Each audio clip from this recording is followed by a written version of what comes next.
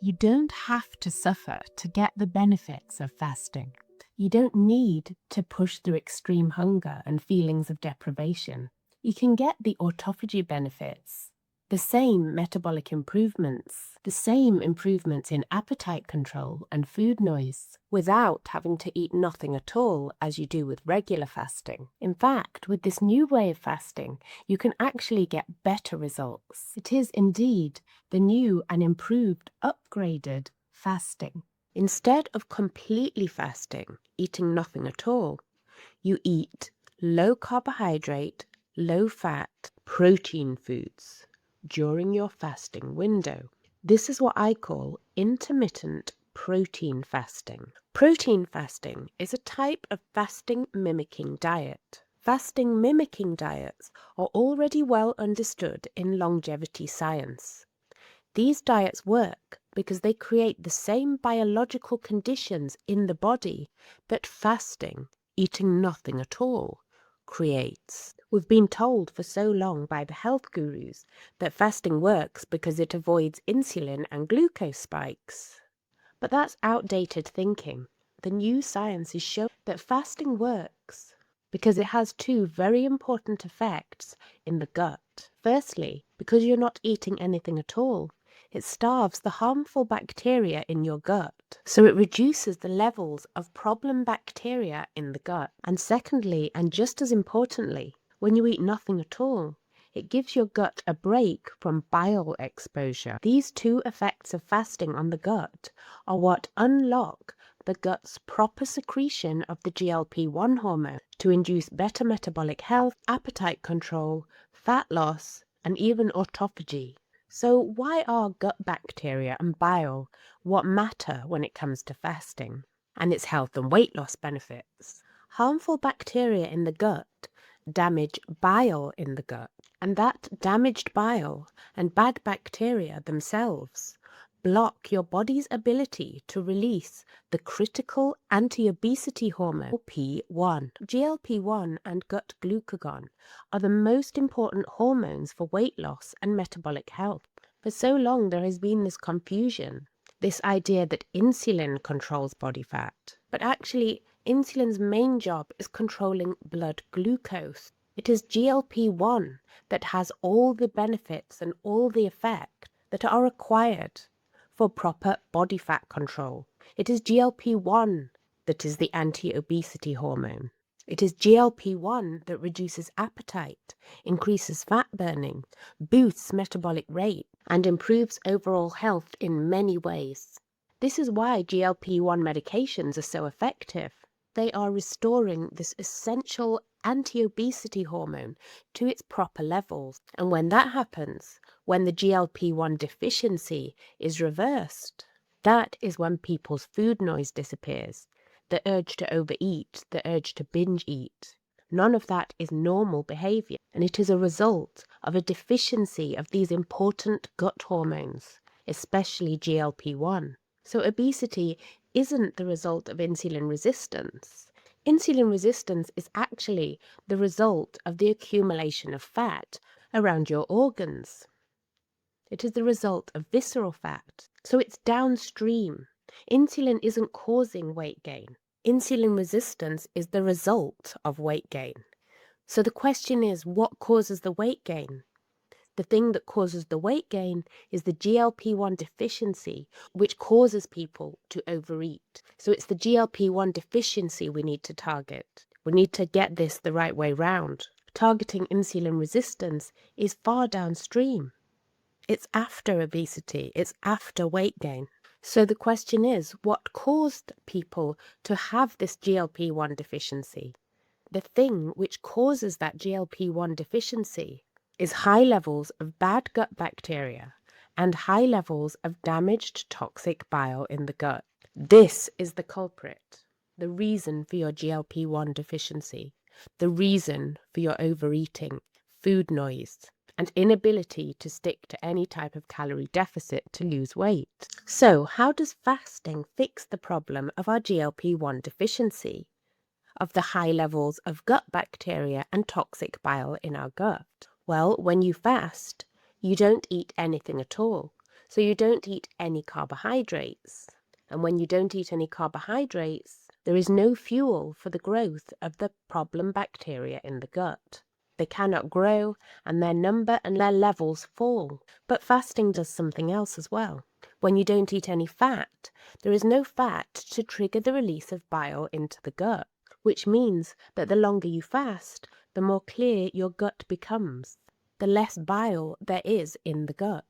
Your gut is cleared of that toxic bile, which was blocking your GLP-1. And the longer you fast, the less problem bacteria is in the gut, which was also blocking your GLP-1. And when levels of the bad bacteria in the gut fall, this allows good bacteria to start to flourish and bloom, similar to when you remove weeds from a garden. The gut starts to repair itself, and when those good gut bacteria start to dominate in the gut, they actually form a defensive army against the growth of problem bacteria. So you're strengthening your gut, making it so that it will be less easy for the problem bacteria to become overgrown, even when you do eat carbohydrates intermittently, and when the bile receptors in the gut are relieved of those high levels of damaged toxic bile. This actually resets the production of bile so that a more healthy, good type of bile is produced when you do eat, which means that when you do eat fat intermittently in an eating window, the type of bile that is induced is a good, healthy, metabolically boosting type of bile. You've allowed the bile to heal, reset, and repair. But the good news is you don't have to eat nothing at all to clear the gut of bad bacteria and bile. You only have to restrict carbohydrates and fats, because it is carbohydrates that are the worst culprit for fostering the growth of the problem bacteria. And it is the fats which are responsible for the high levels of toxic bile. So you don't need to restrict protein. Protein by itself is not sufficient to fuel the problem bacteria. They cannot grow in the absence of carbohydrates. Therefore, there is nothing extra to be gained by restricting protein as well. You only need to restrict the carbohydrates and the fats to achieve the required conditions in the gut, i.e., the starvation of the bad bacteria and the bile. That is all that is needed to correct the gut secretion of GLP-1. There is no need to restrict protein as well. In a way, that is like taking a sledgehammer approach to the problem when it isn't needed. And in fact, keeping the protein actually improves upon total fasting in a number of ways. So why is protein fasting easier and more effective than total fasting? Well, firstly, protein itself triggers GLP-1 release. So when you eat protein during a fast, you're not only improving your gut's capacity to produce GLP-1 by restricting carbs and fat, every time you eat the protein, you are actually boosting GLP-1 even further. You are truly optimizing your gut's production of GLP-1. And those extra boosts of GLP-1 throughout the day as you eat protein also send a reassuring signal to the thyroid and the brain that there is food available. And the benefits of this are multiple. Firstly, you don't feel deprived and hungry when you are protein fasting. The regular boosts of GLP-1 and other protein-induced hormones keep you wildly satiated. And once you are adapted, low-fat, low-carb protein foods don't trigger cravings like other foods do. And keeping the brain reassured with protein food throughout the day prevents the brain from going into a state of emergency, which is responsible for the evening cravings and binge eating, which many people experience with intermittent fasting, where they don't eat all day.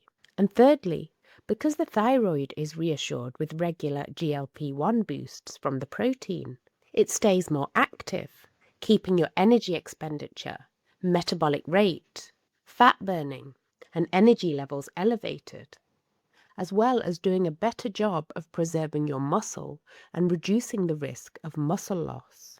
However, at this point you might be thinking, well, I can't just only eat protein. That would just be too hard, too boring. Well, firstly, you can eat non-starchy vegetables with this way of eating. You don't have to go zero carb in the way that many find helpful on those high-fat versions of low carbohydrate diets. But even then, it's true, just lean protein and vegetables could get boring after. And even if you did have the determination to stick to just lean protein and vegetables, at some point you would stall in your weight loss.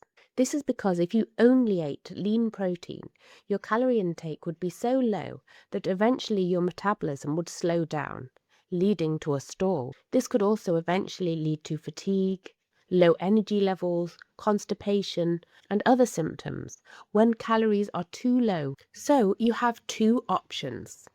If you are the more strict type and really want to lose as much weight as quickly as possible, you can go all out with just eating low-carb, low-fat protein meals. That would be similar to the protein-sparing modified fast that Lyle Mcdonald popularised about 25 years ago now. And you can do this very strict approach, although eventually weight loss probably will stall. At the point that weight loss starts to stall, you would want to include at least one meal a day that is higher in fat and carbohydrates, enough to give your thyroid that extra boost, and enough of a boost to get your metabolism back up, to increase your energy levels and your energy expenditure and your metabolic rate. And then once you've got your metabolic rate up and running again, you can go back to creating that big deficit with those low carb, low fat protein days. However, if you are the less strict type and are happy to lose weight at a slower pace, you can go the easier route and include a carb and fat eating window each day. That means having 1 hour a day where you can eat higher carbohydrates and fats. It is similar to the concept of the eating window of intermittent fasting, where there are no restrictions on the macros you can eat during the eating window. The only rule is that you just don't eat anything at all outside of the eating window. Except with protein fasting, you can eat lean protein outside of the eating window.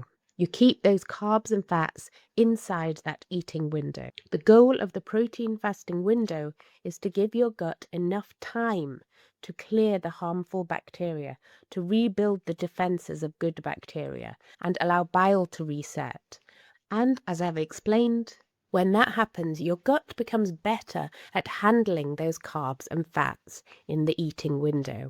I personally keep my eating window short, around 1 hour, and it works incredibly well. I can get away with some carbohydrates and some fat, and it doesn't disrupt my appetite control or my food noise. It doesn't bring back my binge eating, and I am still able to eat at a calorie deficit and lose weight. Protein fasting for most of the day corrects my gut to such an extent that I am able to handle those carbohydrates and fats within the eating window. How much carbohydrates and fats you, as an individual, can get away with in your eating window depends on many factors. We all have different extents of leptin resistance and gut weakness due to differences in age, genetics, yo-yo dieting history, how much weight you've already lost. All these factors contribute to leptin resistance and gut weakness. So what you can get away with in the eating window will be very individual. It's a case of experimenting. But as long as you keep your carbs and fats to that one eating window, you shouldn't do too much damage to your appetite control and food noise. Some very leptin resistant people, and especially at the beginning of when you start this strategy, you may need to keep that flexible eating window to every other day or even every third day at the beginning to really allow your gut to recover, to allow those good bacterial defenses to grow, and to allow your bile to reset and become a more healthy type of bile. So if you find at first that having that more flexible, higher carb, high fat eating window is preventing you from losing your food noise and repairing your GLP-1, you might want to experiment with an every other day flexi meal or even an every third day flexi meal. But once your gut has strengthened its defenses, you can start experimenting with increasing the frequency of those flexi meals to once a day. So, why does this beat traditional keto or carnivore, those higher fat versions of low carbohydrate diets? Now, just keeping carbohydrates low may be sufficient for the odd person. Normally, these are people who don't have a long history of yo-yo dieting or severe leptin resistance, i.e., think steak and butter girl. She never really had a big weight problem, and she can get away with this higher fat version of carnivore and low carb. And the higher fat version of carnivore and low carb may work at first for people who have a lot of weight to lose, or even on their first go at low carb. However, for various reasons, at some point, for many of us, just restricting carbohydrates stops being enough to reduce bacteria sufficiently.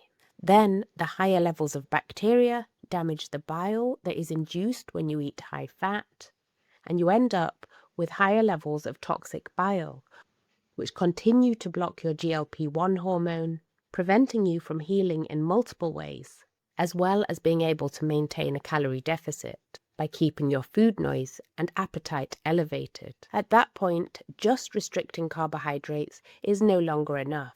At this point, you're going to have to start reducing fat as well to help clear your gut of that damaging toxic bile. And that brings us to this strategy. This is where you need to start doing protein fasting. You need to go low carbohydrate and low fat intermittently to be able to clear the gut sufficiently of the bacteria and toxic bile which are blocking your GLP-1. The idea that protein fasting does mimic total fasting in its health effects is supported by several studies. And just recently, a 2025 study compared different fasting-mimicking diets to see which delivered the best health and weight loss results. The results were really surprising and impressive, and I'll break them down in the next video. Also coming soon is a video to show exactly what to eat in the protein fasting window to optimally clear the gut of problem bacteria and bile, i.e., to get your gut producing optimal amounts of GLP-1 to really kill that food noise and allow you to eat less effortlessly to an extent that is able to rival the GLP-1 medications, so you don't have to spend a fortune or risk the side effects. So please do subscribe to make sure you don't miss either of those videos. Thank you for listening, and hopefully see you in the next one.